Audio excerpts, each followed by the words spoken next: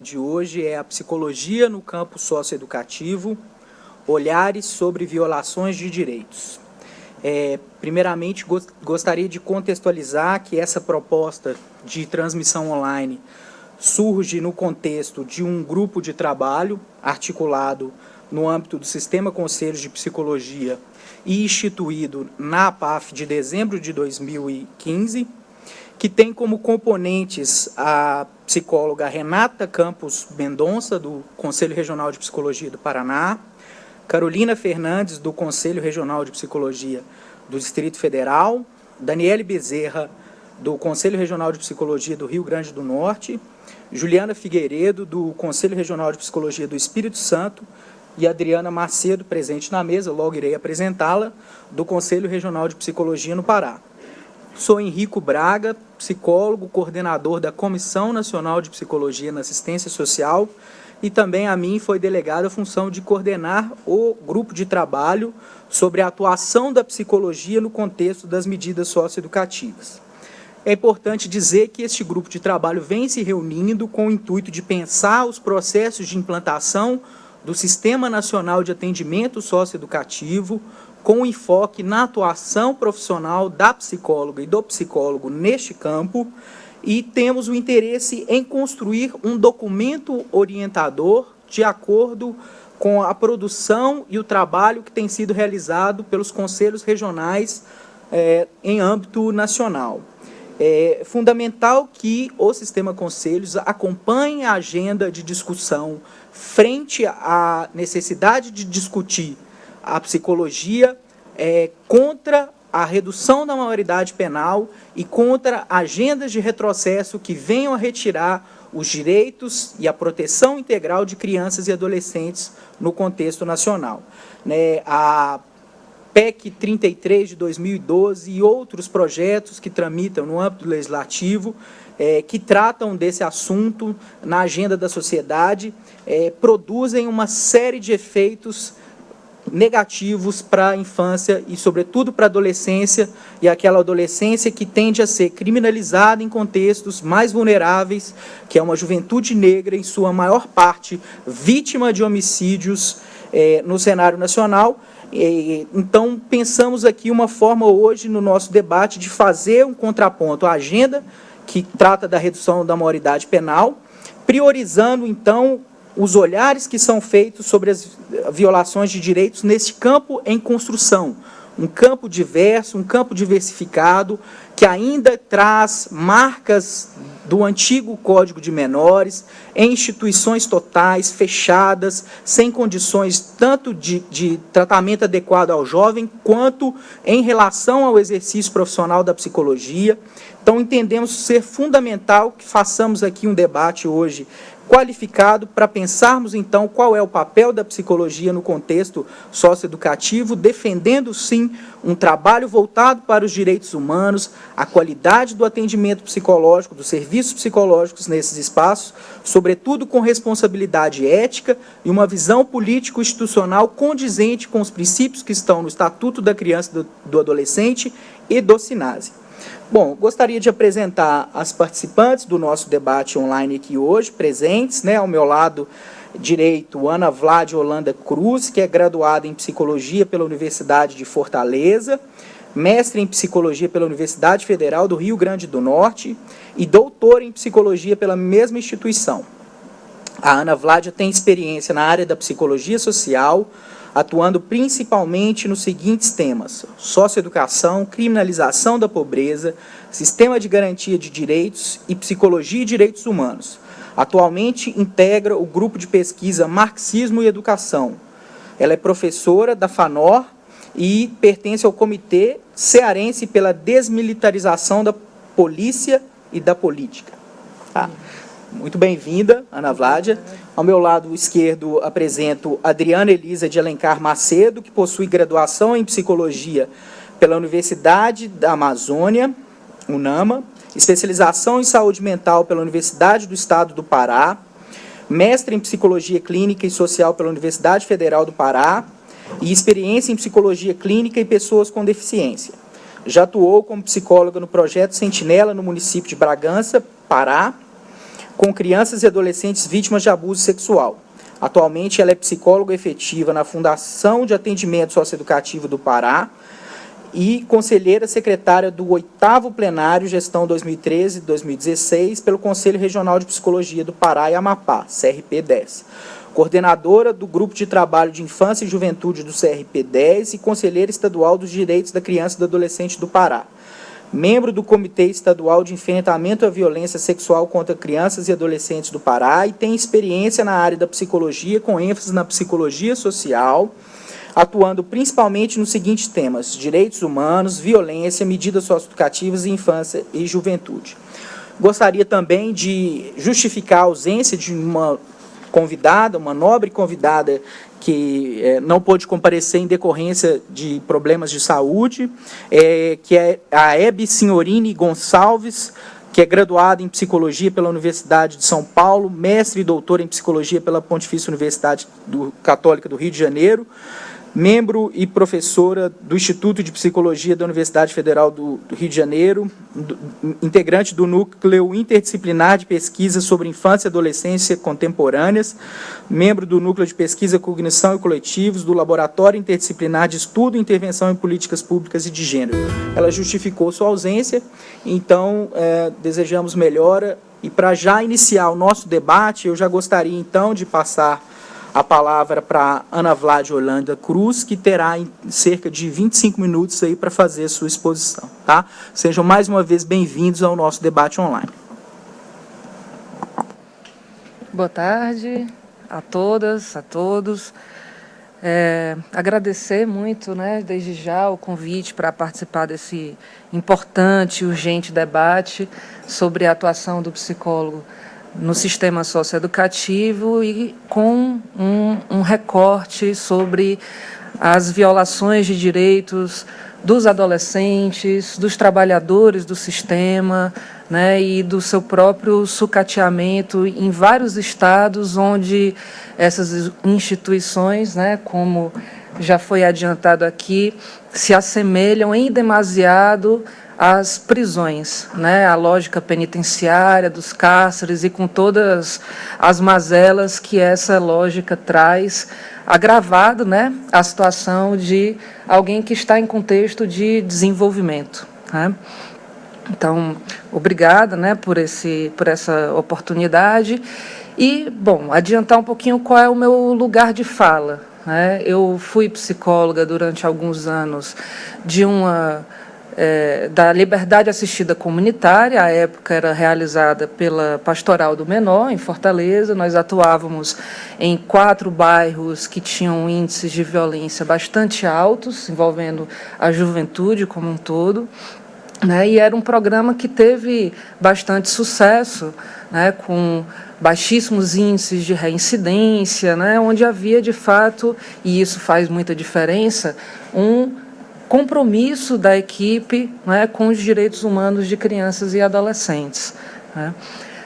Foi justamente por conta dessa atuação que eu entrei na área acadêmica, pesquisando inicialmente a relação do adolescente em conflito com a lei, cumprindo a medida de liberdade assistida, com a escola, com um contexto formal, né, de ensino, de educação, e no doutorado, com a orientação do professor Oswaldo Yamamoto, sobre a influência histórica da política criminal, tanto na legislação como nas formas de atendimento, de acompanhamento ao adolescente em conflito com a lei, né?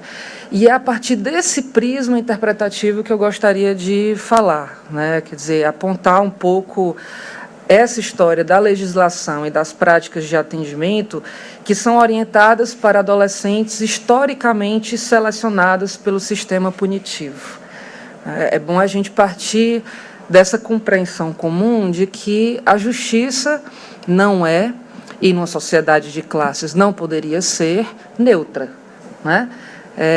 Ela não possui venda nos olhos, como mostra, né, a imagem da deusa que julga sem olhar quem.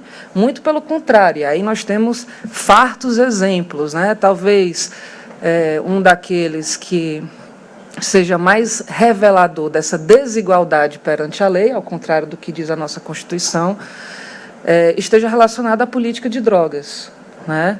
Você tem um deputado, né, depois senador, que teve um helicóptero onde foi encontrada meia tonelada de pasta de coca, que agora vira ministro, né? Enquanto que uma pedra de crack no bolso de um menino da periferia, muitas vezes vai trucidar, acabar com a sua vida, né, através do isolamento compulsório, né, e todos os tipos de violações que essas medidas privativas de liberdade acarretam, né? Então, é pensar a socioeducação a partir de um contexto mais amplo da política criminal. Quando a gente fala de política criminal, a gente está se referindo a um conjunto de princípios e recomendações relacionados à correlação de forças na sociedade que atuam para a transformação ou para a manutenção da legislação criminal, e, nesse caso, a gente também pode relacionar a justiça juvenil, né, e dos órgãos encarregados da sua aplicação, né, ou seja, estariam aí inseridos o próprio sistema judiciário, né, o sistema socioeducativo, né, no caso dos adolescentes em conflito com a lei, e o sistema penitenciário, no caso dos adultos, e a segurança pública propriamente dita, né, seu policiamento ostensivo e preventivo, né, ou seja, é uma análise em cotejo, né, com a conjuntura social dos mecanismos de controle, normatização, disciplinamento e punição daqueles que entram em conflito com a ordem social estabelecida. Então, se a gente parte desse prisma interpretativo, é preciso, antes de tudo, fazer um relato, mesmo que muito rápido, muito en passant, da conjuntura que nós nos encontramos hoje, né? Que é uma conjuntura que a Vera Malaguti Batista denomina, e acho que muito acertadamente, de adesão subjetiva à barbárie, onde se autoriza, né, muitas vezes, a execução sumária de determinadas pessoas, né?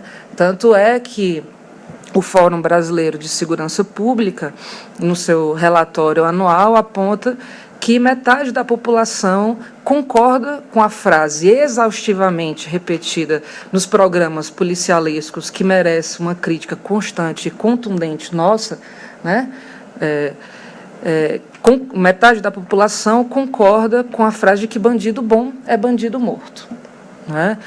E, de fato, assim, dentro, né, do estereótipo do delinquente, que vem de um processo histórico de criminalização da pobreza, que eu vou tentar passar um pouquinho aqui, né, de fato, as forças policiais, hoje, elas estão autorizadas a atuar com essa violência, né? Nós temos a polícia mais letal do mundo. A cada 3 horas, uma pessoa é morta no Brasil por atuação, né, das forças policiais. Nós temos um dos países que mais encarcera no mundo. Vivemos uma situação de hiperencarceramento, de inchaço, né, do sistema penitenciário e também do sistema socioeducativo, da privação de liberdade, quando deveria ser uma medida excepcional, não é? E, mesmo diante desse quadro de hiperencarceramento, a impunidade permanece como um dos lexos preferidos da direita conservadora, né, que não se atenta muito à realidade, né? É também tempos de apelos de redução da maioridade penal, né, algo que toca aqui bastante o nosso tema, de apelos para o aumento dos tipos penais, prisão perpétua, pena de morte, castração química, de autorização de uma política de segurança militarizada com ocupação territorial extremamente violenta, como é o caso das unidades de polícia pacificadora, que é uma contradição em termos, né? Assim, quem mora nessas comunidades relata cotidianamente que é uma situação de muita violência, né, pelo Estado, de uma polícia militarizada que dirige as suas armas contra a própria população, né? Quem fez uma boa caracterização disso foi o Loïc Wacquant, né, mesmo não sendo brasileiro, mas antecipando isso num cenário internacional, né? Ele diz que, diante do contexto do neoliberalismo como um ideário hegemônico, né, tanto da economia, né, como do tipo de política que deveria ser estabelecido, os países, os estados se configuram hoje como estados centauro, né, que possuem uma cabeça liberal e um corpo absolutamente autoritário, né, ou seja, você desmonta o Estado naquilo que deveria ser a garantia de direitos básicos, que poderia prevenir atos infracionais e crimes, né? E, de outro lado, você aumenta a presença, né, da repressão, da violência policial, dos cárceres, né? Ele diz numa frase que eu acho que sintetiza muito essa obra dele, chamada Punir os Pobres, que é: a mão invisível do mercado encontra o seu prolongamento ideológico e o seu complemento institucional nos punhos de ferro do Estado penal. E é bem isso que nós vemos hoje nessa conjuntura que, né, mais uma vez, reafirma o ideário do neoliberalismo, né? Agora um neoliberalismo com esse governo interino, né? Um neoliberalismo puro sangue que certamente vai ampliar aí os ataques à classe trabalhadora, né? E, enfim, as pessoas que se encontram em situações de maior vulnerabilidade social, como indígenas, quilombolas, a juventude, né?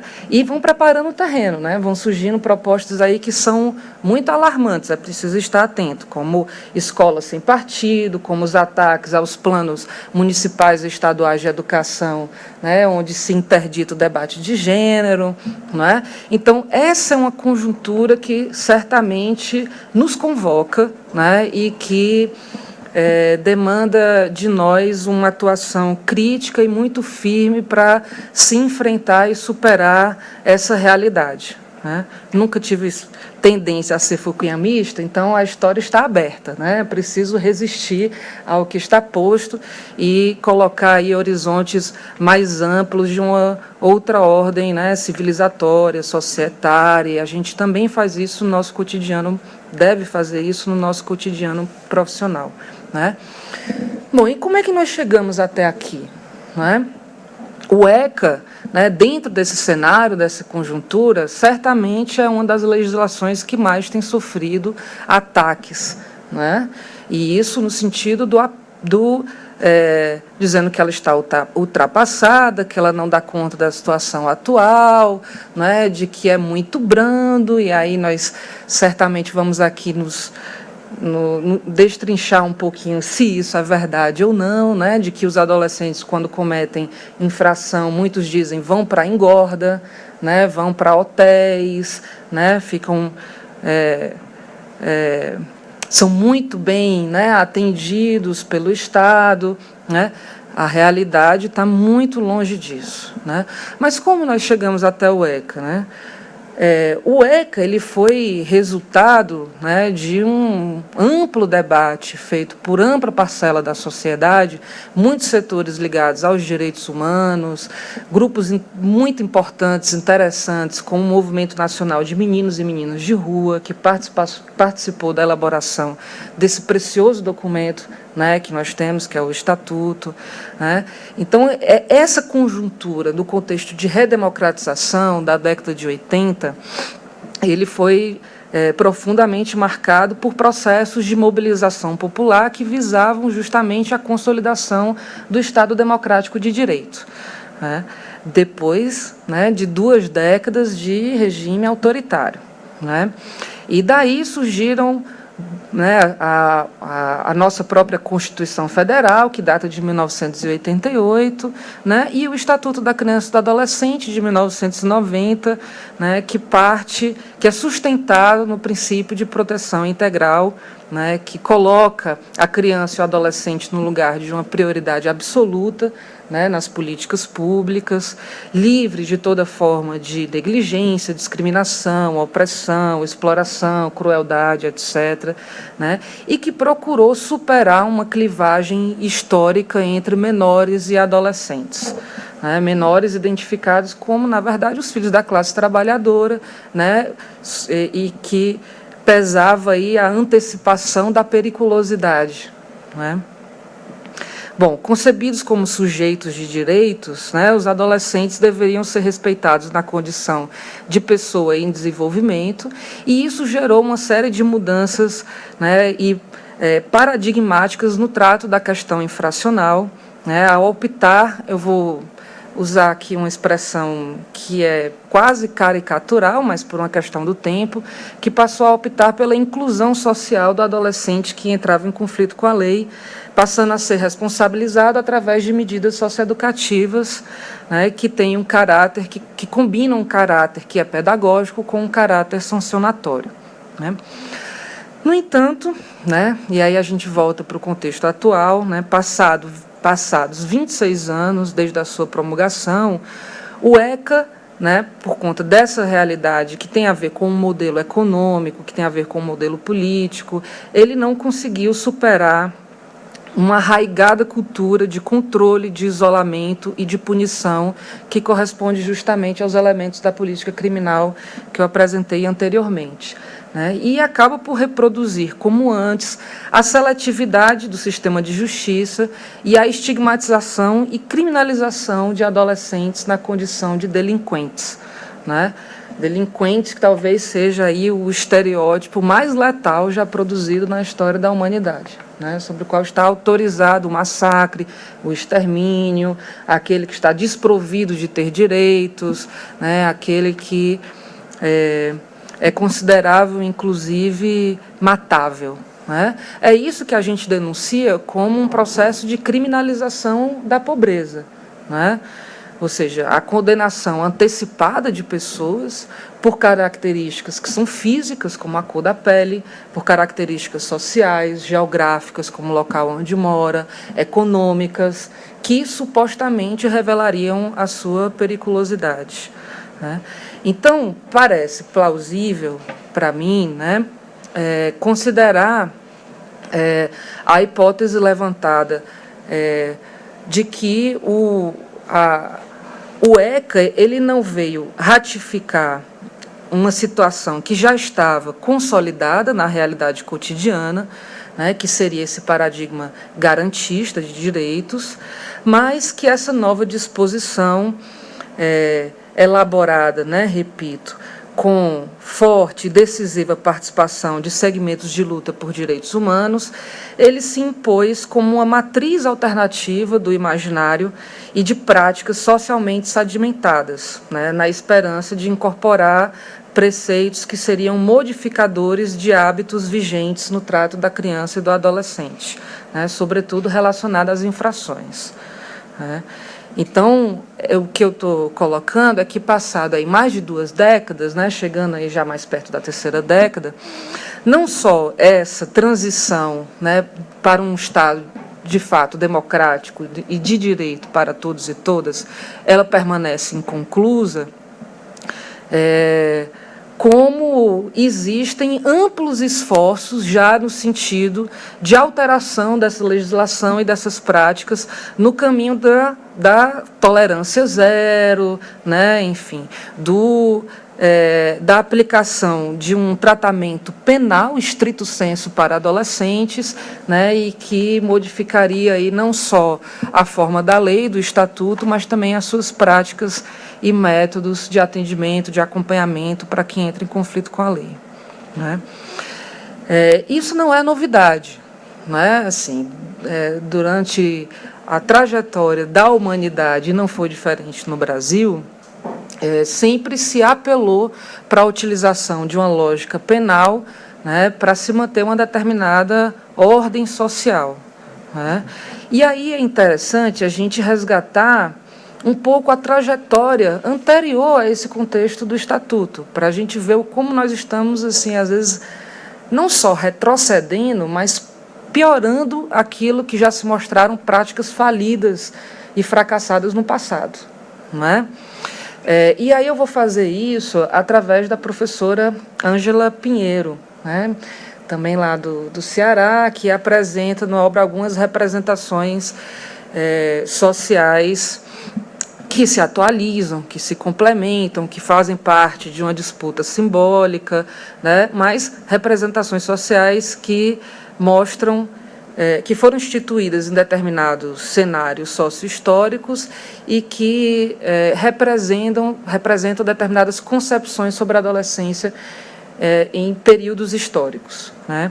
Então, a professora Ângela, já pedindo desculpa pela simplificação do trabalho, né, porque a gente tem 20 minutos, eu vou falar de uma obra riquíssima em 5, né, mas a professora Ângela, ela apresenta essa história, né, de compreensão da criança e do adolescente no Brasil. Ela inicia trazendo o ideário que predominava no Brasil colônia, né, que era a ideia de crianças e adolescentes como objetos de proteção social, muito através das atividades caritativas da igreja, né, da filantropia, da caridade, da compreensão de adolescentes como menores desvalidos, enjeitados, né, e cuja principal ação se limitava à garantia da sua sobrevivência, né. Era uma tentativa de minimizar a pobreza e a completa ausência de direitos, né, quando não havia o mínimo de atenção do Estado, né, para isso, né. E aí, você já vai levantar esse cartaz de 5 minutos. Tá certo. Vou correr. E aí, enfim, claro que isso tinha muitas diferenças, né, a depender do público que a gente está falando, né. Estamos falando aqui de uma época ainda, né, assim, de uma lógica escravocrata, que em muitos sentidos permanece na atualidade, né. E aí basta citar uma frase do Luiz da Gama, né, de 1880, em que ele dizia: em nós até a cor é um defeito, um vício imperdoável de origem e o estigma de um crime, né? E hoje você vê, por exemplo, que o corte racial ele justifica as abordagens de elementos suspeitos. Não são comportamentos suspeitos, são elementos suspeitos, né? Então, além da criminalização da pobreza, a gente tem, né, aí um forte elemento, né, que é o elemento da discriminação racial, né, relacionada a uma política histórica para adolescentes. Bom, a outra representação é de objetos de controle e disciplinamento, no final do século XIX, início do século XX, ápice do movimento higienista, né, que aponta a criança como um investimento do Estado para servir aos objetivos, né, de uma república muito incipiente, que era voltada à mão de obra, à produtividade, né, aquilo que o Foucault, na verdade, tudo aquilo que o Foucault coloca como os objetivos do protótipo do cárcere moderno, que eram as casas de correção, né. Então, é mais ou menos desse tipo de instituição e de modelo de atendimento que nós estamos falando, né, a produção de uma mão de obra submissa, né, e subalterna para servir aos interesses do Estado, né. Tanto é que talvez uma máxima que a gente pode apresentar do período é a ideia de que do vagabundo faz-se o criminoso, e aí você tem aí já um explícito tratamento penal da pobreza, né. Depois disso, e aí um período mais recente, que talvez muitas das pessoas que estejam assistindo talvez lembrem, né, tenham vivido, né, nesse contexto, que de crianças e adolescentes como objetos de repressão social, né, e aí vem as FEBEMs, né, vem essa era do isolamento com o uso da punição como instrumento de correção pela via da exclusão social para neutralizar a ameaça que esses adolescentes representariam para a sociedade, né. Então, você tem uma representação que vai de carentes ou abandonados para potencialmente delinquentes para delinquentes, né. E aí esse medo é construído a partir de uma ideia, né, de um inimigo suposto, né, e justamente por ser suposto ele é inesgotável, não é? E invariavelmente identificado nos setores populares, né? E essa construção cumpre o seu dever, né, na manutenção de uma determinada visão de controle social, não é? E daí vem a necessidade de nós, psicólogos, pensarmos em, como diz o Walter Benjamin, escovar essa história a contrapelo, não é? Porque, infelizmente, nós permanecemos com uma determinada compreensão que data do período escravocrata. Né? Mais uma vez, citando aqui a professora Vera Malaguti Batista, ela resgatou num jornal carioca, né, do século XIX, a seguinte pérola. Era um editorial já intitulado Mais Polícia, né, e que dizia: precisamos de uma polícia que a nós inspire confiança e aos escravos infunda o terror. Nada mais atual, não é, para a política de segurança pública e de justiça juvenil que nós temos na atualidade. Né? Então, agora, nesses, talvez, 4 minutos finais, eu quero falar da recusa que nos implica, não é? A necessidade de uma crítica radical e contundente, né, dessa lógica de recrudescimento penal e de apontar para um projeto alternativo. Né? Hoje, infelizmente, né, as unidades, os centros educacionais constituem prisões, mas com outro nome na porta de entrada. Né? E aí eu vou falar a partir da situação do Ceará, que vem em crise há muito tempo. Às vezes isso não é crise, às vezes é um projeto mesmo, não é?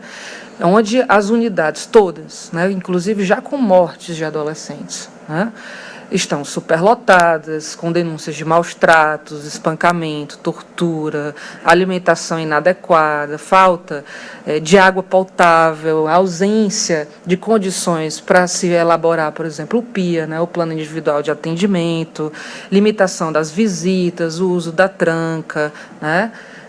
Na verdade, você tem, infelizmente, nas situações privativas, nas unidades privativas de liberdade para adolescentes, o mesmo estado de coisas daquilo que Foucault apontava para o modelo penitenciário, né, há algumas décadas atrás. Né? Quer dizer, esse projeto ele não diminui as taxas de ato infracional, né? E aí, falando dos adultos, nas palavras de Foucault, né, da criminalidade.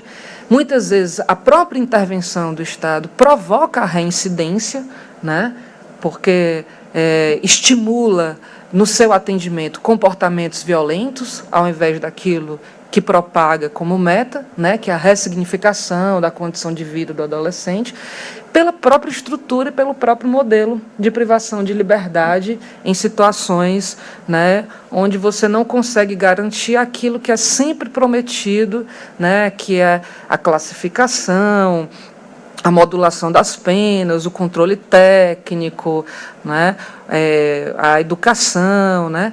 E aí, como psicólogo, vou concluir, como o psicólogo muitas vezes entra nesse sistema na forma daquilo que a Christina Halter aponta, né, como os peritos da subjetividade, né, que não só não observam, né, essa trajetória histórica que leva à condição que nós estamos aqui, como trabalham e insistem na recondução dos mesmos erros historicamente cometidos. Né?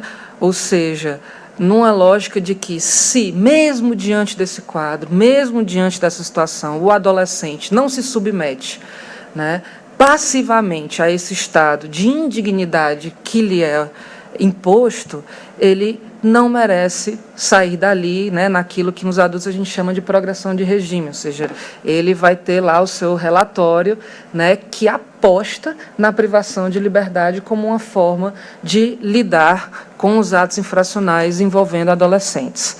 Né? Bom, como o meu tempo já acabou, eu quero só levantar 2 coisinhas para jogar a bola para as perguntas. Né? A primeira é que eu penso que faz parte, né, dos psicólogos que trabalham com violência, com conflitualidade envolvendo jovens e adolescentes, debater, pautar a crítica à política de drogas proibicionista. Né? É preciso superar esse modelo criminalizante, seletivo, né, e que provoca, na verdade, muito mais danos, né, do que proteção à sociedade. Aliás, a ideologia da defesa social, infelizmente, é algo que atravessa séculos, né, sem encontrar aí uma superação nas práticas, e aí não só nossa, mas também de advogados, enfim, todos aqueles que lidam com esse sistema. E, por fim, colocar como um horizonte possível, né, o investimento em práticas que superem a lógica da privação de liberdade para adolescentes. Né? Parece muito difícil falar disso no contexto atual, mas basta a gente olhar, né, no sucesso que muitas vezes são as medidas em meio aberto, né, em contrapartida aí as várias violências levando aí a mortes e reincidências do regime fechado. É isso, né? Muito obrigado. Muito obrigado, Ana Vládia, pela belíssima exposição que contempla elementos, né, que tocam a situação da seletividade penal, de como o sistema de justiça juvenil está articulado muitas vezes para fazer jus, né, a uma imposição coercitiva estatal muitas vezes pesada, que não contempla as dimensões que estão no Estatuto da Criança e do Adolescente, e como é fundamental nós, psicólogas e psicólogos, nos organizarmos, né, enquanto uma profissão, uma ciência, uma profissão, para pensarmos qual seria então o nosso lugar nesse campo, né, marcado por violações, marcado por situações de arbitrariedades, seletividade penal, e que a gente possa então servir como bússola para orientar práticas, né, onde a psicologia consiga fazer valer os direitos humanos, a proteção integral de crianças e adolescentes, e como então a gente pode construir uma aproximação entre o meio fechado, né, que ainda é regido por uma pasta, em muitos estados ainda a mesma pasta que rege o sistema prisional, penal, é a mesma que rege o sistema socioeducativo em meio fechado, né? E como que a gente pode aproximar daquilo que já está capilarizado em meio aberto, que está no âmbito do Sistema Único de Assistência Social, onde algumas práticas têm ocorrido, mas que também produz alguns efeitos do qual muitos profissionais não se identificam, né, como profissional da política da socioeducação, né, que trabalham na agenda da socioeducação. Então, são alguns impasses que certamente nós vamos ter tempo de debater e de fazer alguns comentários, mas já encaminho, né, de pronto a palavra para a Adriana fazer os seus comentários e a gente depois abre o debate. Só gostaria de fazer uma retificação que o GT foi proposto na APAF de setembro pelo Conselho Regional de Psicologia do Rio de Janeiro e do Espírito Santo. Retifico a minha fala inicial. Obrigado. Boa tarde. Em primeiro lugar, gostaria de saudar todas e todos que se fazem presentes online, saudar a mesa, né, o Henrique e a Ana Vládia, e agradecer o convite feito pelo Conselho Federal de Psicologia para compor esse debate. O primeiro desafio para se falar sobre medidas socioeducativas e privação e restrição de liberdade é identificar o objeto do qual se falará. E, além disso, ter a noção dos diversos saberes psicológico, médico, psiquiátrico, jurídico, econômico, ético, político, religioso, entre outros, que os atravessam, pois são esses saberes que constroem as categorias que estão fazendo parte desse debate, né, de hoje, que são adolescentes, ato infracional, privação de liberdade, cárcere, entre outros. Então, logo, parto do princípio que são categorias historicamente construídas, logo não são neutras. Então, como disparador desse debate, podemos pensar a partir de qual ótica estamos lidando com essas categorias que são construídas socialmente e historicamente. Penso também que, para além disso, é importante trazer aqui para a gente refletir sobre os dispositivos arquitetônicos do cárcere, que trazem, em sua arquitetura, objetivos e princípios para atender esse adolescente e atender esses familiares, bem como atender os servidores que ali atuam.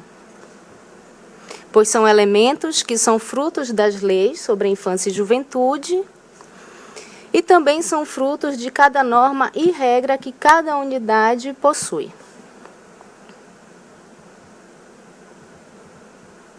Então, uma vez que essa temática desse debate enseja sobre a psicologia no campo socioeducativo, olhares sobre violações de direitos, trouxe como disparador deste momento uma pequena reflexão sobre essa temática. Então, penso ser relevante trazer aqui, principalmente, os princípios que se encontram, e aí eu fiz um recorte disso, porque é um plano grande, o Plano Nacional de Atendimento Socioeducativo, que é de 2013, que trazem diretrizes e eixos operativos para o SINASE, que é o Sistema Nacional de Atendimento Socioeducativo. São 3 princípios que, inicialmente, eu vou desdobrar minha fala através deles. Então, o primeiro princípio que esse plano traz, ele diz respeito às e os adolescentes, que são sujeitos de direitos, entre os quais há a presunção da inocência, ou seja, não é porque esse adolescente está em conflito com a lei que ele deixa de ser um sujeito de direito.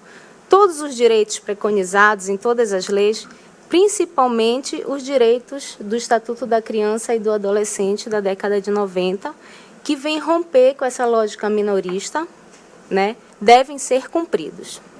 Além disto, deve-se partir do pressuposto que as e os adolescentes são inocentes até o término do seu processo, enquanto eles estão cumprindo a medida cautelar de internação provisória, que pelo Estatuto da Criança e do Adolescente são por 45 dias, até o seu processo estar tramitado e julgado. Pois a gente observa na prática que muitos, sem estar generalizando, mas em sua maioria, além dos profissionais de psicologia, são juízes, né? Como diz Foucault em seu livro Vigiar e Punir, pois julga-se mesmo antes do adolescente ser julgado em seu processo. Julga-se também por seu estereótipo. O segundo pressuposto que traz o Plano Nacional é que ao adolescente que cumpre medida socioeducativa deve ser dada proteção integral dos seus direitos. Ou seja, quando se fala de integralidade, se fala de saúde, se fala de educação, assistência, entre outros. Toda a rede de serviço deve estar à disposição desta ou deste adolescente e seus familiares ou responsável, pois parte do pressuposto que estes adolescentes que estão em conflito com a lei, não como algo engessado e estático, mas sim que é apenas um momento que estão vivenciando e que ainda estão em desenvolvimento humano. E, por último, o terceiro pressuposto é, em consonância com os marcos legais para o setor, o atendimento socioeducativo deve ser territorializado, regionalizado, com participação social e gestão democrática, intersetorialidade e responsabilização por meio da integração operacional dos órgãos que compõem esse sistema. Ou seja, essa questão é de extrema importância, pois se parte, né, do pressuposto que a adolescente e o adolescente, para ser ressocializado, vejo essa questão da ressocialização, né, um outro conceito que merece ser problematizado, essa questão da ressocialização, mas que a gente pode estar deixando para o debate. Precisa estar em convívio com sua família, com sua comunidade, com participação social e primando por uma gestão democrática. Então, como garantir isso se a própria adolescente ou o adolescente não participa da construção, por exemplo, das normas da unidade, a qual ela ou ele está cumprindo a medida socioeducativa? Se fala dele, mas não se fala com ele. Se fala por ele, mas não se é convidado o adolescente ou adolescente e seus familiares a participar dessa construção. Bem como seus familiares não participam da construção da regra de visitas, né, o que daria, de certa forma, uma garantia integral dessa proteção e participação. E se ao ser encarcerado, ao ser encarcerado, o adolescente, a gente não encarcera só o adolescente, a gente encarcera seu corpo, sua subjetividade, sua sexualidade, encarcera-se seu modo de viver. Então, eu pergunto, como ressocializar uma adolescente ou um adolescente, né, tendo o Estado do Pará como referência, que possui a FASEPA, que é a Fundação de Atendimento Socioeducativo do Pará, atualmente com suas unidades espalhadas por Belém, que inclui aí Ananindeua, Icoraci, Benevides, Santarém e Marabá, nos quais possuímos 144 municípios com distâncias continentais. E algumas desses municípios a gente só acessa pelos nossos rios, né? Ou seja, se um adolescente ou uma adolescente comete um ato infracional, por exemplo, em Breves, ele viaja 12 horas de barco algemado para cumprir a medida socioeducativa e ser internado provisoriamente na unidade de Belém. Neste caso, onde fica o direito desse adolescente ou dessa adolescente no convívio com sua família e com sua comunidade? Como ressocializar dessa forma? Então, essa é uma temática que considero extremamente complexa e que me mobiliza bastante em vários aspectos, porque hoje eu consigo me ver inserida nesse processo como psicóloga. Falo hoje porque tenho 11 anos de fundação, trabalho há 11 anos na FASEPA e estou em outro movimento. A partir do momento que eu entrei no mestrado e consegui ler Foucault, Lacan, Vera Malaguti, entre outros, me deslocaram daquele lugar e hoje, diferente de quando eu comecei a trabalhar, e consigo, de certa maneira, problematizar o meu fazer. Então, pensar sobre a minha prática. A partir do momento que fiz minha escolha pela psicologia, eu assumi um compromisso de lidar com o sujeito, com a pessoa, com toda a sua existencialidade, sem ter que fazer julgamentos morais e de valores. Pois, enquanto psicóloga, eu tenho por obrigação respeitar a individualidade e a diversidade de cada um. Pois estou a serviço de quem? Como trabalhadora do SUAS, onde atendo a adolescente e o adolescente em conflito com a lei, onde atuo juntamente com outras categorias, onde atendo seus familiares, tendo a oportunidade de ter conhecimento de todas as mazelas que os assolam, que não são poucas. O que eu posso fazer em relação a isso? Fica a pergunta para a gente também estar pensando no debate. Então, sabendo que as prisões, falo em prisão porque os modelos das medidas socioeducativas não se diferenciam do cárcere dos adultos, já nasceram em um modelo falido, que tem sim um objetivo de higienização social e exclusão. O cárcere não foi feito para ressocializar. O cárcere não foi feito para garantir direitos e várias pesquisas apontam nesse sentido, que nas unidades de internação é onde mais acontece a violação de direitos desses adolescentes, pois estão à mercê, principalmente das normas e regras que cada unidade estabelece, e elas são estabelecidas de acordo com cada gestor, com cada gestora, são estabelecidas pela equipe técnica, que são também estabelecidos pelos monitores, que é como a gente chama no Pará. Ou seja, age-se muito mais pelas normas e pelas regras do que pela lei. O adolescente está privado de liberdade, cumprindo a medida socioeducativa de internação. Então, de internação, ou de semiliberdade, ou de liberdade assistida e prestação de serviço à comunidade. Ou seja, ele já é responsabilizado, ao contrário do que pensam, pelo ato infracional que ele cometeu. E ainda sofre a privação da privação quando, por exemplo, o adolescente resiste em participar de um curso profissionalizante na unidade. Então, ao resistir a participar desse curso, ele sofre sanções, podendo ficar isolado numa cela até 30 dias, por exemplo. E nesse isolamento, por estar sancionado, ele é visto como alguém que não quer ser ressocializado. Então, entra aí várias questões que eu trago algumas aqui. Lutamos tanto contra o trabalho infanto-juvenil, mas, em contrapartida, oferecemos uma profissionalização precoce a esse adolescente. Ela ou ele não possuem o direito de escolher o que querem aprender, e geralmente são cursos ou oficinas que não vão garantir uma ascensão social quando ele estiver lá fora, já ter cumprido a medida socioeducativa. E, ao ser encarcerado, o adolescente sai da prisão estigmatizado e subjetivado como infrator, ou seja, perdendo a sua individualidade como adolescente. E, enfim, são muitas questões que precisam ser refletidas, pois elas colaboram com as violações de direitos desses adolescentes dentro e fora do cárcere.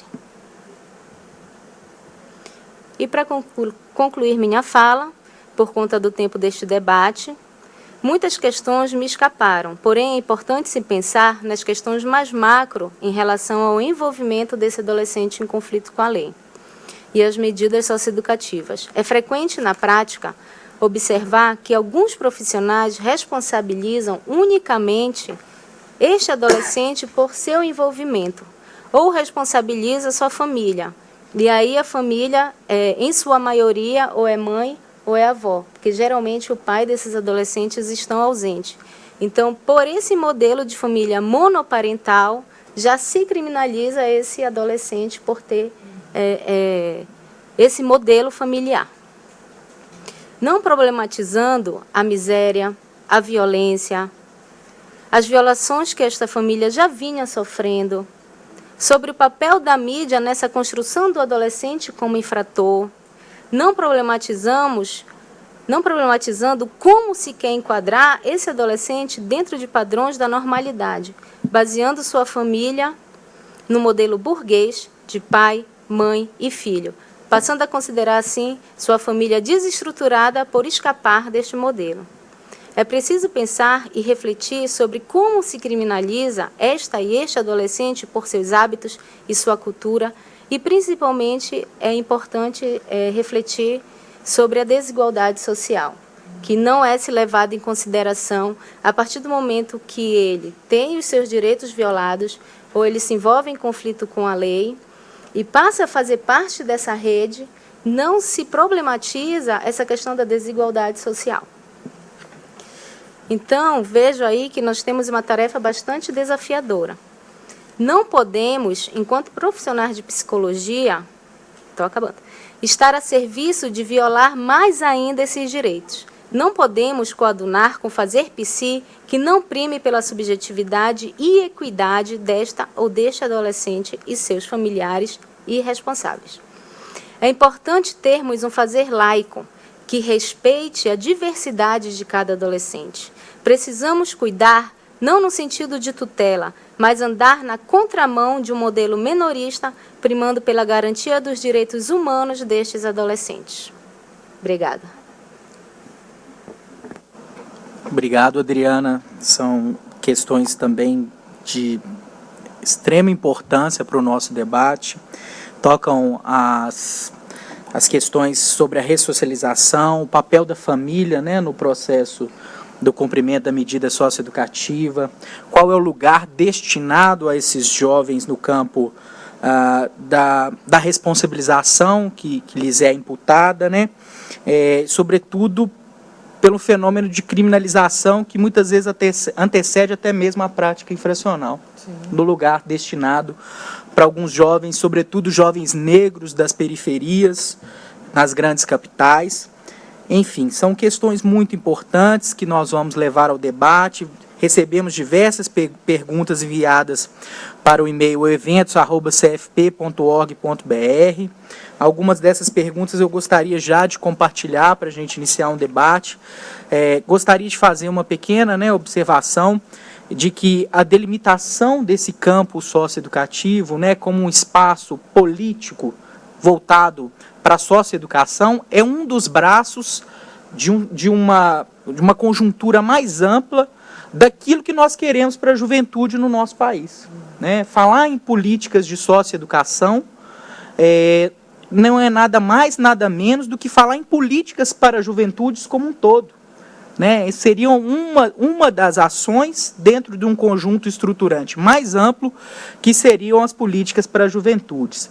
E nós estamos falando, no nosso debate hoje, sobre algumas violações que são cometidas nesse espaço onde se dá o cumprimento das medidas socioeducativas. E aí nós temos um certo antagonismo entre o meio fechado e o meio aberto.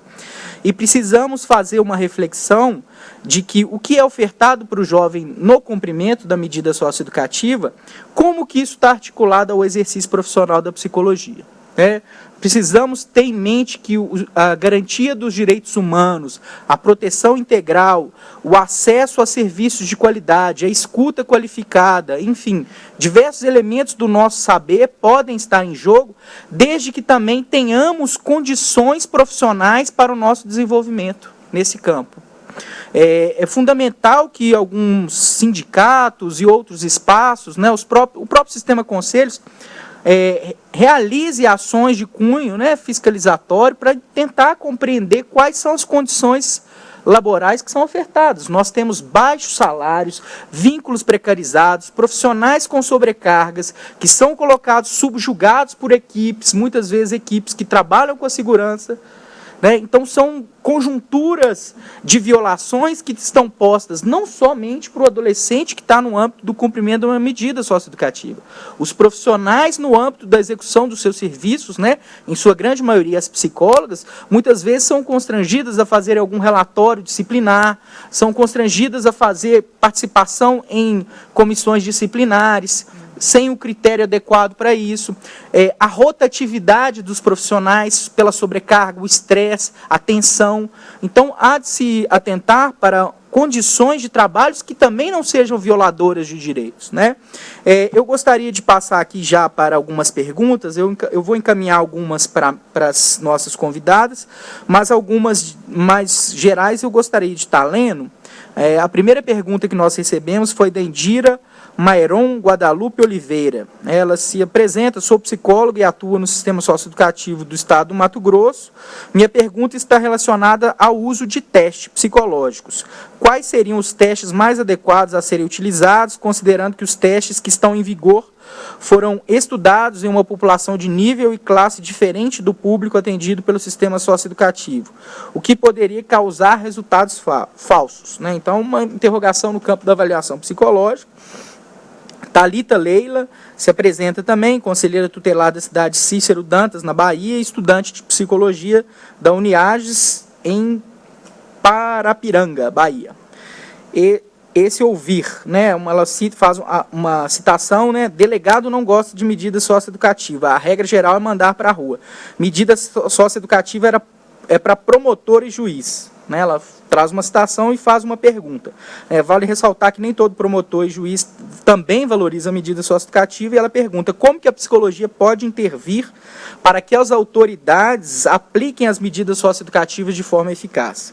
Leonardo Lima da Silva pergunta, do ponto de vista da psicologia, quais as causas e consequências da prática do ato infracional e qual o papel da psicologia na socioeducação dos jovens autores de ato infracional?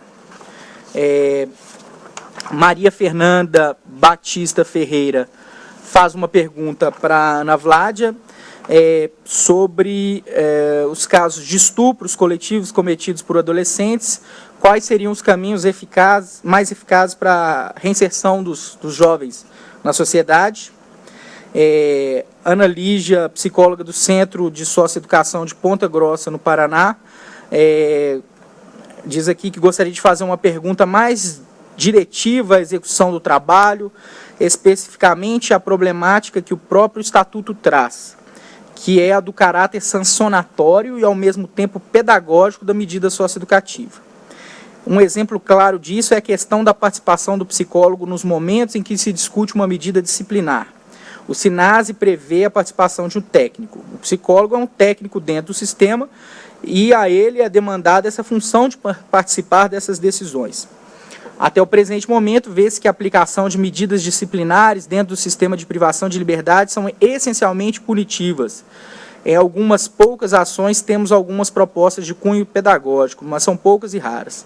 Normalmente a questão se limita a pensar quantos dias o adolescente receberá de medida, para, de acordo com isso, pensar se ele irá perder tempo de visita ou não, se perderá tempo em qual atividade de lazer ele será privado. Aí ela especificamente pergunta, como o psicólogo deve ou não se posicionar nesses casos? Deve ele participar desses momentos? Ela gostaria que alguém pudesse comentar um pouco sobre isso.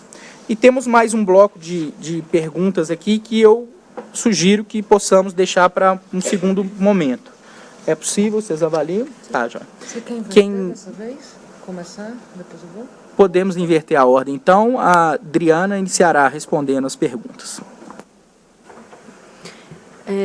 Em relação à pergunta, ao uso de testes no sistema socioeducativo, no Pará ainda não temos essa prática do uso de testes, mas eu faço uma reflexão em relação a isso, porque tanto ele pode servir como para garantir o direito do adolescente, assim como ele pode servir para violar um direito e trazer um boom de diagnósticos em relação a esse adolescente. Na minha avaliação, eu sou contrária a esses usos de testes no sistema socioeducativo como objetivo ou para subsidiar a elaboração do relatório.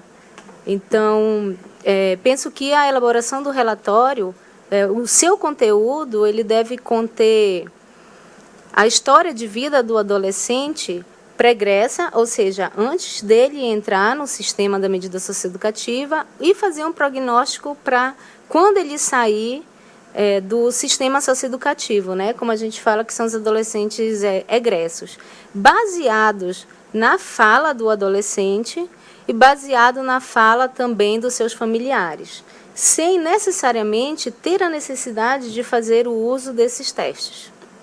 Eu penso dessa forma. Quer falar sobre isso? Bom, dos testes, né? Além de tudo, a gente tem que pensar no próprio local onde ele está sendo aplicado, né? Quer dizer, se pressupõe que um acompanhamento, né, feito a partir da psicologia demande, né, por questões éticas, inclusive, um contexto bastante diferente daquilo, né, que é a unidade, né? A Cristina Halter levanta, né, essa discussão. Quer dizer, o adolescente sabe, né, inclusive nos atendimentos, de que aquilo que ele revelar ou colocar ali pode ser usado contra ele, né, na elaboração de um relatório. Isso faz relação, inclusive, com a pergunta sobre a medida disciplinar, né? Felizmente, nós temos aí resoluções, né, do Conselho Federal de Psicologia que nos dão um certo resguardo com relação a esse tipo de demanda, né, das unidades privativas de liberdade, né? Seja para uma coisa, seja para outra, é preciso, antes de tudo, perguntar qual é o objetivo, né? Qual é o objetivo quando você vai realizar o teste psicológico? Quer dizer, eu coloco isso porque, infelizmente, o que a gente vê, na maior parte das vezes, é a reedição, né, daquilo que antigamente se chamava de exame de verificação de cessação de periculosidade, né? Quer dizer, era a ideia de que, através de uma avaliação psicológica, se poderia prever o cometimento de outros atos infracionais ou de outros crimes, no caso dos adultos, né? Isso já, enfim, já se mostrou aí bastante questionável, para dizer o mínimo, né? E se algo é questionável e você está falando no limite, né, da própria vida dos adolescentes, não é se recomendado que se utilize, né? Eu queria responder de forma mais direta a pergunta sobre os estupros coletivos, né, que foi colocada aqui relacionada aos adolescentes. Da Maria Fernanda, né? Não. Da Maria Fernanda. Fernanda, primeiro que, assim, a exposição que se faz, infelizmente, né, a cobertura que se faz desses casos, ela é pouco séria, né? Ela descontextualiza uma série de elementos que leva a uma cultura coletiva sobre o lugar da mulher, né, e sobre o lugar do homem, né, desde muito cedo, desde criança, né, e, portanto, também para os adolescentes, né? Quer dizer, nós vivemos uma cultura de um machismo extremo que banaliza a violência contra a mulher, inclusive a violência sexual, não é? Que se demonstra, por exemplo, nas diferenças de renda, de ganho nos locais de trabalho, né? As mulheres, em média, ganham 40% menos do que os homens, e se forem mulheres negras, ganham bem menos do que isso, né? Elas são colocadas nas músicas, nas propagandas de cerveja, né?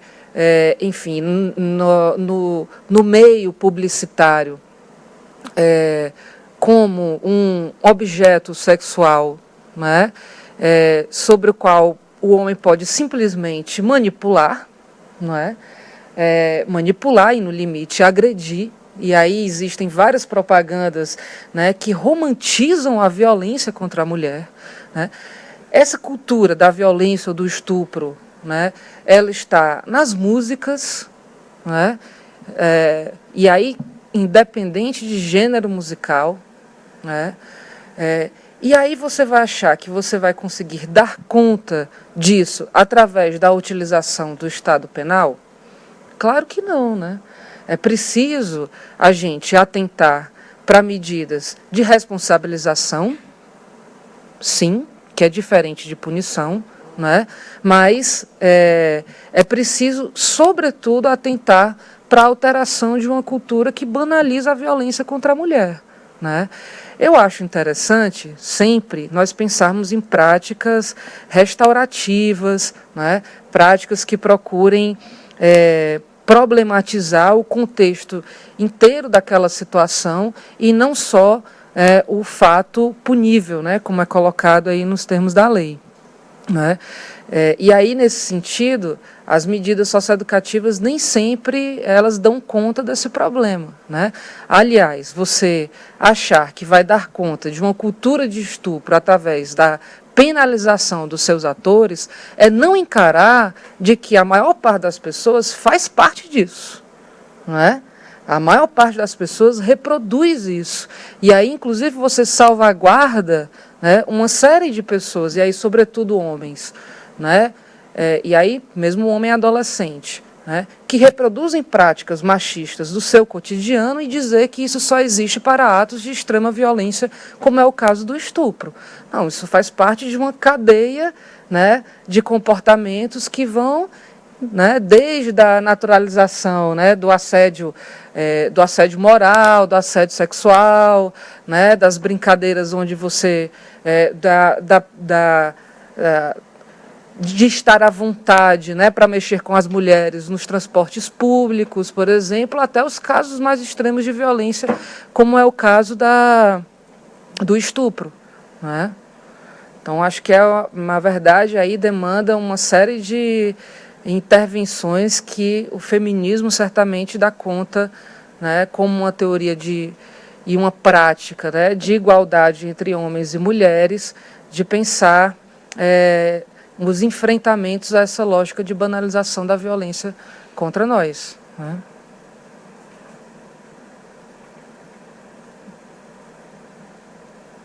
Para desligar. Bom, gostaria de fazer mais algum comentário referente a esse bloco de perguntas que foi feito, Adriana? Ou a gente passa para um novo bloco? Vamos passar por ele. Tá, ok. Clarissa Lino da Silva, minha nobre companheira de Pirapora, ela pergunta: como fortalecer a rede de atendimento das medidas socioeducativas em meio aberto se há uma intensa rotatividade do judiciário? Arthur pergunta direcionada para a Ana Vládia: como constituir uma política desmilitarizada que suprima essa lógica seletiva do sistema socioeducacional?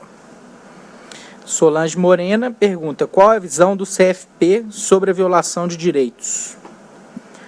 Maria Cláudia de Oliveira: como lidar com os conflitos entre garantia de direitos e interesses corporativos de alguns grupos de atores do sistema socioeducativo? Aí talvez há de se perguntar quais seriam esses grupos e atores, né, especificar um pouquinho mais. Aline Rezende Pimentel pergunta: os psicologismos e sociologismos culpam sempre a sociedade e responsabilizam a situação de classe, mas questionam a autonomia do julgo. Deve-se colocar somente essas questões, então, no banco dos réus? É uma pergunta que problematiza a dimensão que toca a responsabilidade, como alguns juristas traçam, né, a responsabilidade penal juvenil, né, qual é a esfera que cabe ao adolescente, né, se posicionar perante a prática do ato infracional. Everaldo Lauritzen pergunta: estamos discutindo sobre as representações do sujeito e do sistema socioeducativo através dos anos e dizemos que precisamos pensar sobre nossa atuação. Mas por que pesquisa sobre a representação dessa atuação da psicóloga nas atividades socioeducativas, quando não vinculadas às grandes universidades e produzidas no interior, são tão invisibilizadas? Pergunta sobre o campo da formação, né, profissional e da academia, por que não há visibilidade para o campo socioeducativo, pesquisas, né, neste campo, já que esse dispositivo de discussão não são neutros, né, como afirma a última palestrante, aí talvez dizendo, né, retomando a fala da Adriana. Márcia Pinto pergunta: gostaria de saber na prática como seria o trabalho na socioeducação segundo as debatedoras. Ela diz que trabalha na Fundação Casa. Juraci Brito da Silva pergunta: o que pensam as apresentadoras sobre a efetivação do SINASE, tamanho das unidades, quantitativo de adolescente por profissional e descentralização das unidades socioeducativas? E, por fim, a última pergunta, de Antônio Fumagalli Júnior: como entender o relatório psicológico no contexto atual das medidas de privação de liberdade? Ou seja, poderiam falar um pouco mais sobre esse instrumento profissional? Como fazer para que ele não se torne um instrumento de poder? Uma pergunta muito importante. E antes de passar, então, as respostas das nossas convidadas, queria fazer também a anotação, né, de registrar que as medidas socioeducativas, elas podem ser aplicadas também no âmbito direto do Poder Judiciário, que são as medidas de advertência e de reparação de dano, né? Enfim, são medidas também que são pouco debatidas, né? Passam em branco aos olhos da sociedade de uma forma mais ampla e até mesmo dos profissionais que estão lotados, né? Assim, pouca produção a gente tem dos profissionais que estão lotados diretamente no Poder Judiciário, que acompanham a imposição dessas medidas, né?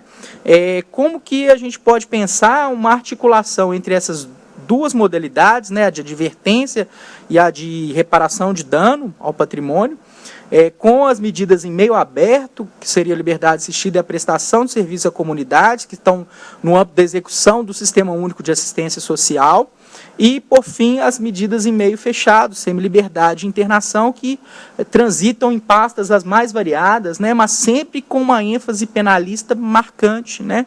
Então, é preciso pegar esse emaranhado e esfacelar do campo socioeducativo e tentar agregar uma unidade para que haja uma proposta mais coesa, porque em determinados momentos elas não caminham juntas, articuladas, e nessa multiplicidade quem fica com a conta muito ruim certamente é o jovem que responde aí pelo cumprimento de uma medida socioeducativa. Tá? Então passo agora a resposta, invertendo a ordem. A gente começa com a Ana Vlad. A gente vai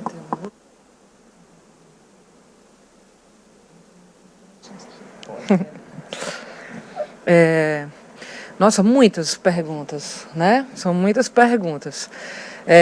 Eu vou iniciar, talvez, aí por uma das mais complexas, né? Que é a que relaciona uma política desmilitarizada, e aí eu acho, se a pessoa tiver de fato escrito política, é interessantíssimo, porque em geral as pessoas restringem a desmilitarização ao funcionamento da polícia, né? E nós debatemos uma desmilitarização da política de segurança pública como um todo, né? E as medidas socioeducativas, né? Bom, como né, o nosso mediador, inclusive, já colocou na sua fala, o fenômeno da criminalização, muitas vezes, ele antecede as práticas infracionais, né? É o processo aqui que a gente já levantou de criminalização da pobreza e, inclusive, da eleição do adolescente como um bode expiatório da conflitualidade social e, sobretudo, urbana, não é? Como se fosse de responsabilidade do adolescente os altíssimos índices de violência que nós encontramos aí em diversas cidades, né? É importante ressaltar que a violência ela não nos atinge a todos da mesma maneira, não é? A violência letal, por exemplo, ela está, pensem aí nas suas próprias cidades, né? Ela está concentrada possivelmente em determinados bairros, né?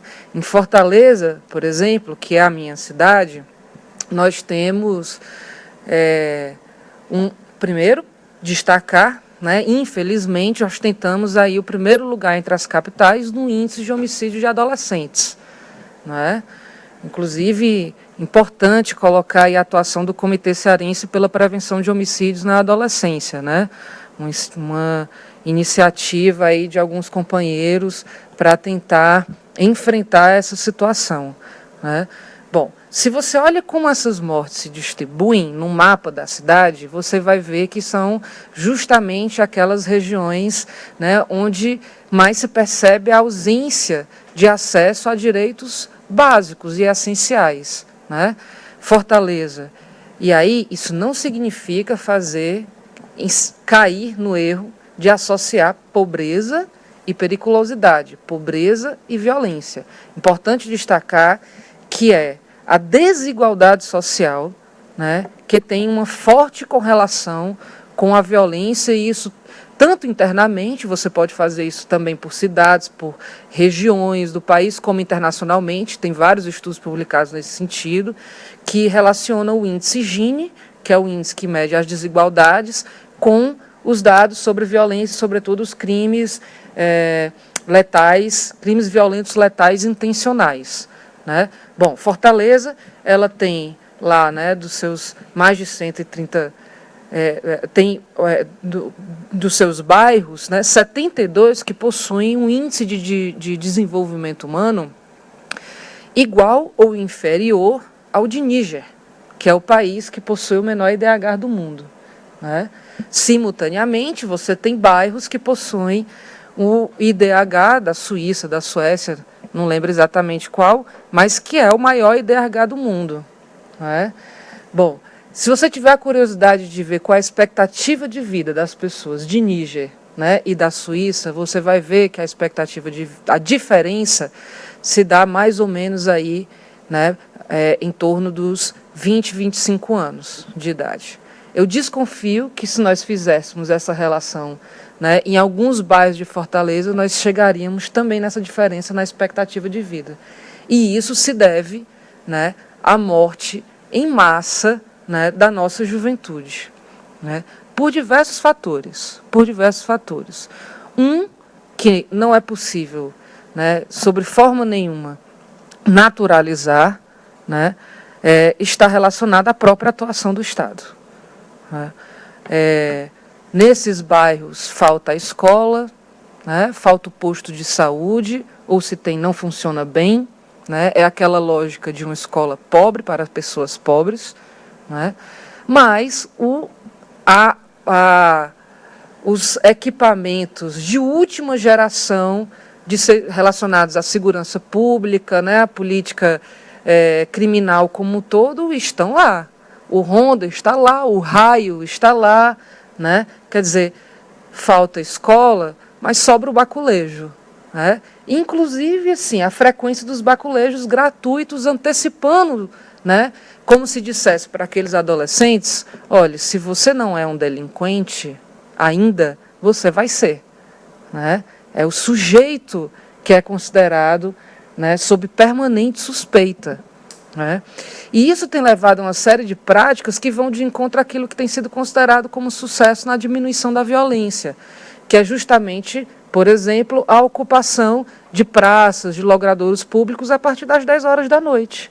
o estímulo, né, a convivência, ao invés do isolamento, da lógica do recolhimento, do toque de recolher, né? Isso, gente, não é brincadeira, né? Somos psicólogos e psicólogas.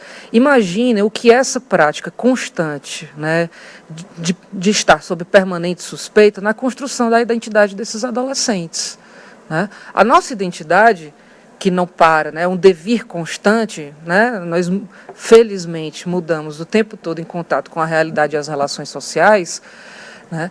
Mas a nossa identidade, ela é muito forjada a partir do outro, dos outros, né? Das relações sociais, do olhar que é feito sobre nós, né? E aí, assim, esse olhar, né, que pressupõe nesses adolescentes o bandido, o delinquente, né, é um olhar que vai no sentido da profecia do fracasso. E não é só através da política de segurança, é através da política educacional, por exemplo, né? Quando eu era psicóloga da liberdade assistida comunitária, muitas vezes nós tínhamos que apelar para a justiça para garantir o direito do acesso à educação dos adolescentes. E aí o que é que dizia a diretora? Tudo bem, você está aqui com mandado, né? A gente vai ter que aceitar, o adolescente vai entrar. Agora você vai ver como não vai dar certo. E aí é óbvio que não dava certo. É óbvio que não dava certo, né? Porque você reforça, né, nesse adolescente a profecia do fracasso, a construção de uma identidade onde ninguém acredita em algo positivo sobre você, onde, se ele sai da sua comunidade, a reação das pessoas é um olhar de medo, né? E o preconceito, ele fala muito mais de quem o anuncia do que a quem ele se dirige, né? O preconceito, na verdade, é uma forma de você aniquilar a existência do outro, porque você não considera a sua existência concreta e projeta sobre essa pessoa uma compreensão que antecipa comportamentos, que antecipam uma determinada forma de ser, não é? Não diz respeito da realidade daqueles sujeitos, né? E aí, de fato, sim, é muito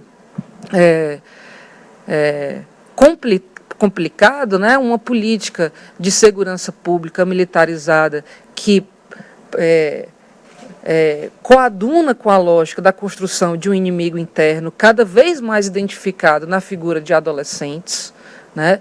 Que criminaliza bairros, regiões inteiros, né? Como regiões do tráfico, né? Sabendo que isso é uma enorme hipocrisia, né? A questão do consumo, do comércio, do consumo, da produção de drogas é o que supera a questão de classe, embora seja sempre as mesmas pessoas a serem responsabilizadas por isso, identificadas como traficantes, né? São muitos os amarildos, inclusive, né? E aí o que você faz, na verdade, é contribuir para que esse adolescente esteja nessa lógica, né? De uma política de segurança militarizada, o que você faz é contribuir para que o adolescente esteja sempre murado no imediato. Murado do imediato, né? Sem a possibilidade, a condição de projetar algo para a sua vida assim, a médio e longo prazo, né? Quer dizer, é um dia de cada vez, né? Até porque muitos observam ali no contexto de criminalização diversos, entre eles, sendo mortos, né? E a outra questão, assim, dessa criminalização, dessa intensa violência, está ligada, né, mais uma vez, a essa política de drogas, né, com grupos entre jovens, né, com disputas de territórios, etc., que se a gente não tem um tipo de atenção diferenciado, né, quem chega perto e organiza, né, e atua, em vez de ser, né, uma política educacional, uma política de saúde, né, vão ser os grupos organizados, né, que vão dar aí alguma perspectiva, né, de ascenso social numa lógica em que o parecer ter, né, é o mais importante e não o ser, né? Então, desmilitarizar a política, né, e a vida, né, desmilitarizar a polícia, a política e a vida é apostar em outras formas, né, de enfrentamento das violências e das conflitualidades que tenha preservação da vida e da dignidade como um princípio, né, fundador, e sobre o qual nós não podemos deixar de nos atentar, né. Certamente os índices de violência que nós temos guardam muita relação com o próprio tipo de política de atendimento e de política criminal que nós optamos por ter, né, no Brasil. Não é? Sobre... Nossa, muitas perguntas. Sobre a rotatividade do judiciário, na verdade, eu fico mais preocupada, porque são difíceis as condições de cumprimento das medidas, com a rotatividade dos próprios técnicos, né, nos CREAS, por exemplo. Não é? Porque falta estrutura, falta incentivo, muitas vezes em vários estados, né, em várias cidades, o que se oferece para o trabalhador psicólogo ou psicóloga é algo abaixo do piso, né, é algo que desestimula, né, a ida, o trabalho, a permanência, né, naquelas condições, né. Então, isso... E um adolescente em conflito com a lei demanda um acompanhamento que, supostamente, assim, ele não é rápido, né? Ele não acaba muito rápido, né?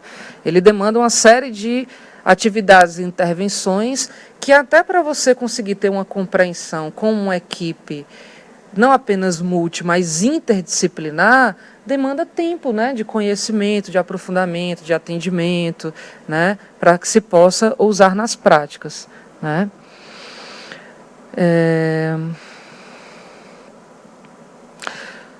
Conselho disciplinar, né? Isso, outra pessoa também fez essa pergunta, né? Olha, a gente tem que pensar qual é a lógica da sanção, certo? Qual é a lógica da sanção? Em Fortaleza, o que acontece nas unidades privativas de liberdade não é nem mais a ausência de visitas, né, porque no caos, né, na completa falência de um modelo socioeducativo que nós estamos vivendo naquele estado, isso já não existe faz tempo, né, mas a utilização de que lá se chama tranca, que é, digamos, uma solitária, né, é uma solitária com o colchão, sem colchão, né, assim, com apenas a alvenaria, né, sem roupas de cama, o adolescente lá muitas vezes fica nu, né, um local sujo, extremamente úmido, né,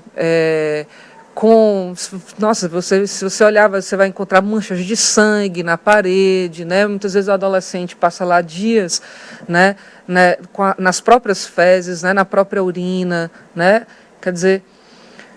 primeiro, assim, qual é o tipo de sanção que se está propondo, né? Depois, se cabe a nós, de fato, entrar na lógica, né, do disciplinamento nos moldes daquilo que Foucault apontou, né? Eu acho que não. Acho que a responsabilização, ela demanda, na verdade, outro tipo de atendimento em outro tipo de aposta sobre esse sujeito, né? Que só faz sentido, repito mais uma vez, se vier numa compreensão interdisciplinar de trabalho, né? Para isso existe o PIA, né? O Plano Individual de Atendimento, né? O PIA ele também deve atentar e proporcionar o desenvolvimento das potencialidades daquele sujeito, né? Quem se propõe a isso, né? Porque senão fica uma lógica de barganha, né? E é algo que se vai criando cada vez mais conflitos com os próprios trabalhadores das unidades, né? Quer dizer, em vez de você possibilitar um tipo de atuação que aposte na consolidação de direitos que muitas vezes ele não teve quando estava em liberdade, né?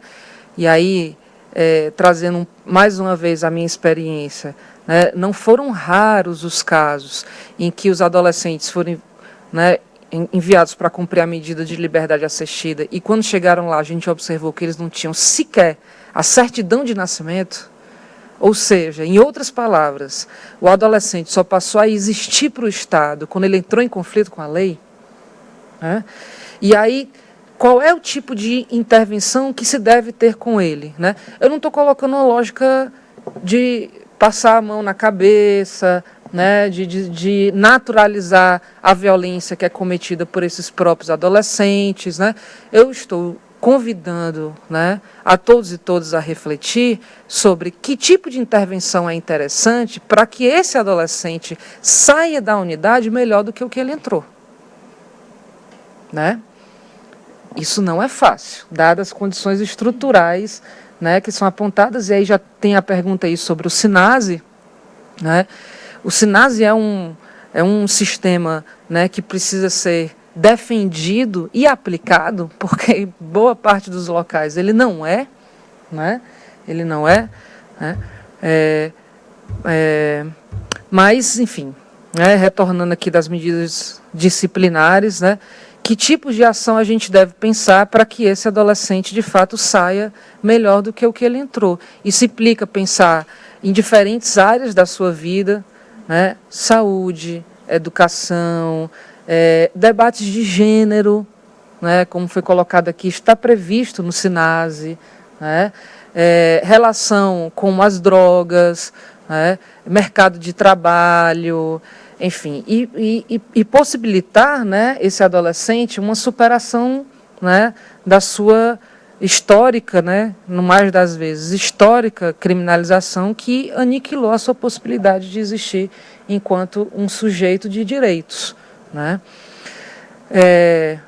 Eu queria terminar, né, com uma poesia, na verdade, do Bertold Brecht, né, que eu acho que sintetiza um bocado aquilo que eu tentei, não sei se consegui, né, defender aqui enquanto posição, né? O Brecht diz: em vez de serem apenas bons, esforcem-se para criar um estado de coisas que torne possível a bondade, ou melhor, que a torne supérflua. Em vez de serem apenas livres, esforcem-se para criar um estado de coisas que liberte a todos e também o amor à liberdade torne supérfluo, né? O que eu estou colocando aqui é que, no limite, né, da compreensão que eu tenho, né, da política criminal e das reformas sempre falidas das instituições privativas de liberdade, o nosso esforço, né, não deve ser pela sua boa condução, mas para a sua superação, né? E, nesse sentido, vale a pena pensar desde dentro, né, aquilo que os secos molhados diziam que é a contramola que resiste, né? Mesmo dentro da própria engrenagem, inventa a contramola que resiste, né? E é usando com outras medidas, que não vai no sentido, na medida disciplinar, né, mas da experimentação, da liberdade, da convivência, da tolerância, da reflexão, né, sobre a existência, né, de si mesmo e da existência em coletivo, que nós podemos pensar aí, né, em, de repente, tornar a bondade e a liberdade, né, algo já tão introjetado na nossa vida e nos nossos cotidianos que se tornem supérfluos falar disso. Obrigado, Ana Vládia. Assim, a citação final da poesia do Brecht e aos Secos e Molhados, assim, é a cereja do bolo para adornar realmente, né, assim, a belíssima exposição que nos provocou aí diversas reflexões. Só uma pergunta que incide diretamente, né, sobre o Conselho Federal de Psicologia. Rapidamente, queria responder. Perguntas: qual a posição do Conselho Federal de Psicologia em relação às violações de direitos? A posição é explicitamente e radicalmente contra qualquer tipo de violação de direito cometido a qualquer segmento da sociedade civil. Entendemos que as comissões têm um papel fundamental de discutir essa agenda. A Comissão de Direitos Humanos, a Comissão Nacional de Psicologia na Assistência Social, que trata principalmente de um segmento que chega, né, às políticas de assistência social, que são aqueles da média complexidade, que são vítimas de violações de direitos. Então, temos feito esse debate em várias instâncias e norteamos o exercício profissional com a centralidade de que é necessário enfrentar e resistir contra qualquer situação que oprima e viole direitos no nosso cenário nacional. Já passo também para a consideração das respostas finais aí para a Adriana e logo em seguida vamos fechar o nosso debate online. Bem, antes de responder e tentar responder todas essas perguntas, é importante a gente, primeiro, fazer uma autorreflexão. Enquanto o fazer da psicologia, enquanto o meu papel enquanto profissional e o quanto essas construções sociais, esses atravessamentos que a Vládia estava citando em relação ao machismo, em relação a esse patriarcado, em relação ao lugar da mulher, né, e o lugar da infância e da juventude. Nem toda criança tem infância, não é? A gente sabe disso, né? Pensar o quanto nós somos atravessados por essa lógica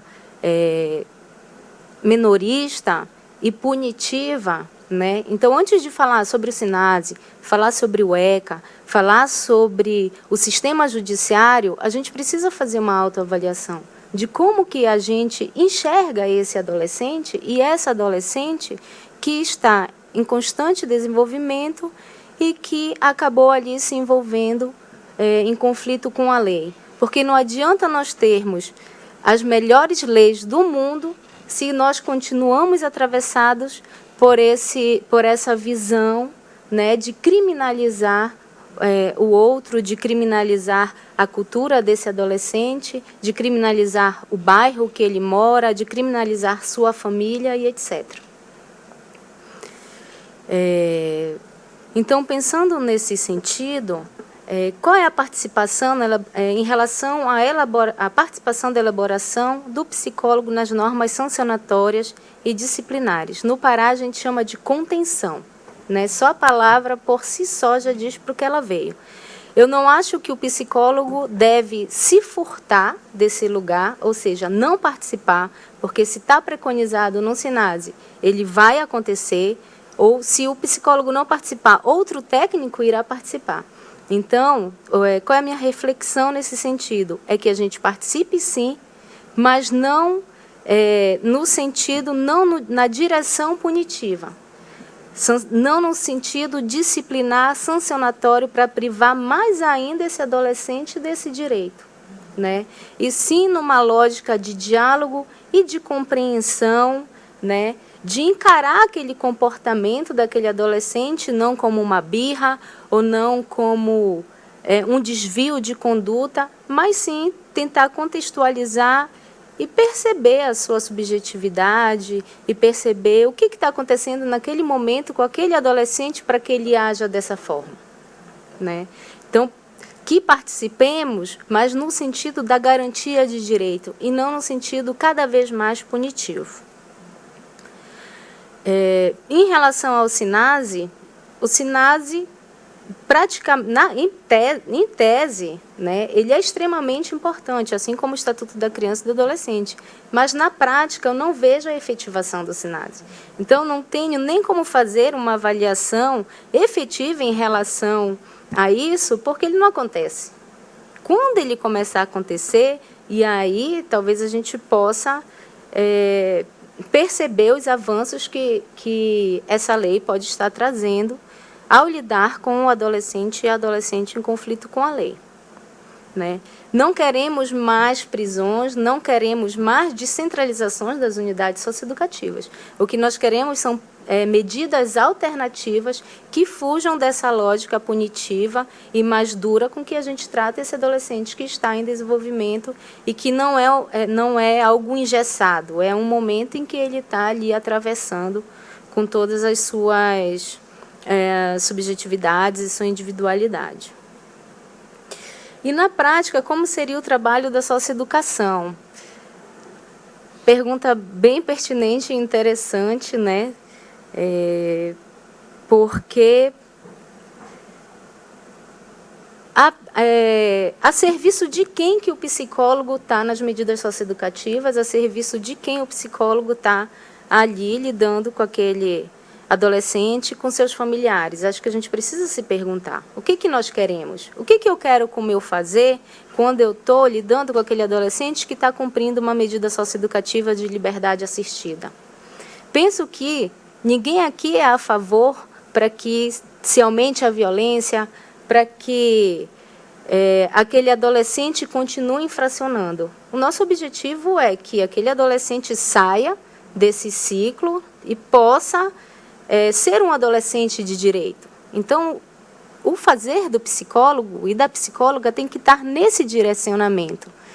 Em contrapartida, a gente lida com muitas dificuldades em relação à rede, em relação à educação, em relação à saúde, em estar garantindo esses direitos. A gente sabe que é bastante precário e mais precário ainda para esse adolescente que está em conflito com a lei, que é estigmatizado como um infrator. Né? Como garantir esses direitos? Fazendo o link das fundações da medida socioeducativa com as políticas públicas. Que a gente fala muito sobre as políticas públicas que precisam ser efetivadas, e eu penso que a gente encara as políticas públicas como a salvadora de todas as mazelas sociais. E eu penso que sim, é importante a questão da educação, a questão da saúde, né? Mas a gente deve levar em consideração, principalmente, problematizar a questão da desigualdade social. Eu penso que a primeira modificação que a gente poderia fazer nesse sentido de lidar com o adolescente é em relação a essas desigualdades sociais, que a gente sabe que é histórica. Quando eu falo, aqui também já respondendo a outra pergunta, quando eu falo que não são questões neutras e que são questões históricas, a gente tem aí quase 400 anos de escravidão, a gente tem aí um país que foi colonizado pelos europeus. Então, essas questões ainda nos atravessam. A gente tem um modelo de família burguesa e elitizada, da mulher branca, do homem branco, né? Então, todos esses recortes a gente tem que estar pensando e que fomentam mais ainda a desigualdade social, porque os adolescentes que são apreendidos são os negros e são os pobres. Isso quer dizer que são esses adolescentes que são mais violentos e que cometem mais atos infracionais? Obviamente não. Mas são esses adolescentes que são os mais penalizados no Brasil, né? E em outros países também. E a gente sabe, pegando um pouco da tua fala, Vládia, que o Brasil é o terceiro país que mais encarcera no mundo e é um dos países mais violentos do mundo. Então já cai por terra que prender não ressocializa e que prender o cárcere realmente não vai resolver essas mazelas sociais.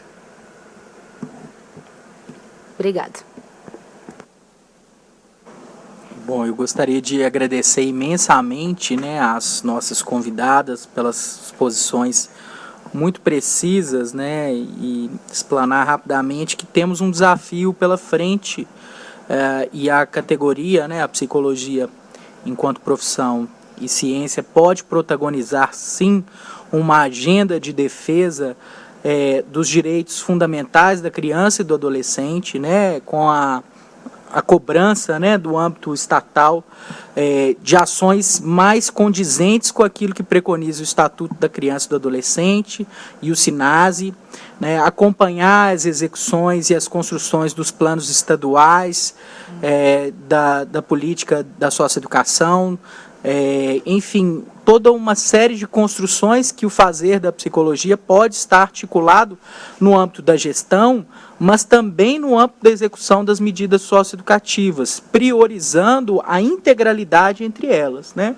Elas estão esfaceladas, né? A gente tem execuções que não dialogam uma com a outra, né? Entre o meio fechado e o meio aberto há um abismo, né? A gente sabe que na prática quem trabalha tanto num segmento quanto no outro consegue uma agenda muito escassa de diálogo para acompanhar, por exemplo, um jovem que esteve numa medida em meio aberto e hoje está no meio fechado. E o contrário também, aquele que tem a progressão e que retorna para o meio aberto, sai do meio fechado e vai para o meio aberto. Então, agendas que coloquem o exercício profissional da psicologia mais próximo de uma integralidade entre o sistema socioeducativo e também com as políticas públicas de proteção de um modo mais amplo, é uma tarefa prioritária. Acho que nós precisamos levar isso, né, de uma forma mais horizontalizada e cada vez mais próxima da categoria no âmbito do sistema Conselhos de Psicologia. Faço também aqui a menção de que é necessário pensarmos um sistema de justiça de fato realmente implicado com a cena da juventude, né, a lógica e a normológica da seletividade penal, como foi comentado por ambas aqui, né, de como que o sistema de justiça ele se apresenta já para um lugar dado para esse jovem, né, já com um lugar a priori destinando a esse adolescente uma política que vai ser muito possivelmente, né, se não houver algo que rompa com essa trajetória, vai ser a política de segurança pública e vai ser a carceragem, né? Então, assim, no sentido da gente evitar que o biopoder opere dessa forma. E me veio à cabeça também, né, durante a fala de vocês, um comentário sobre criminologia crítica, né, de um grande criminologista, que é o Alessandro Barata, né, ele fala muito sobre essas questões que incidem, né, sobre a criminalização da pobreza, sobre o lugar dado, né, inclusive para alguns grupos que são alvo da seleção penal. E ele faz também uma crítica à política de assistência social, que muitas vezes funciona como um anteparo ao sistema prisional, né?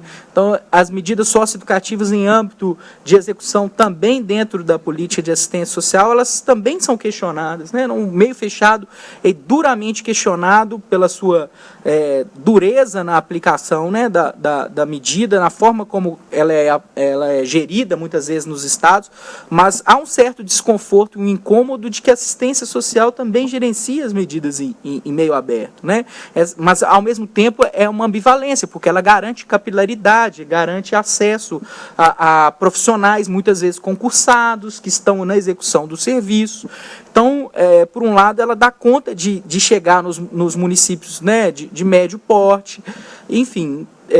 É preciso que a gente tenha, então, um apontamento numa agenda mais coesa de discussões do campo socioeducativo e como este campo socioeducativo pode estar articulado para a superação de situações de violações de direito das mais variadas formas.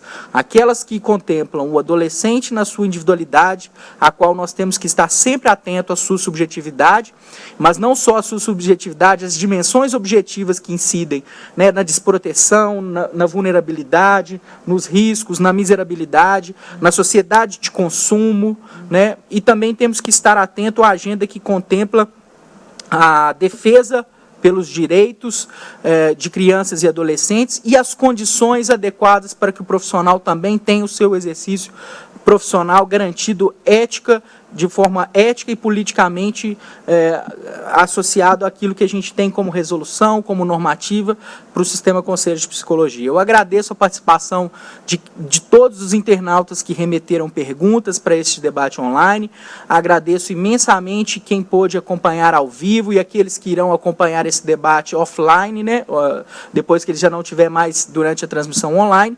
Agradeço a presença de Adriana e Ana Vlad, que nos brindaram com uma imensa efusividade de saber, e agradeço a equipe também do Conselho Federal de Psicologia, que nos honrou aí com uma boa qualidade de serviços prestados.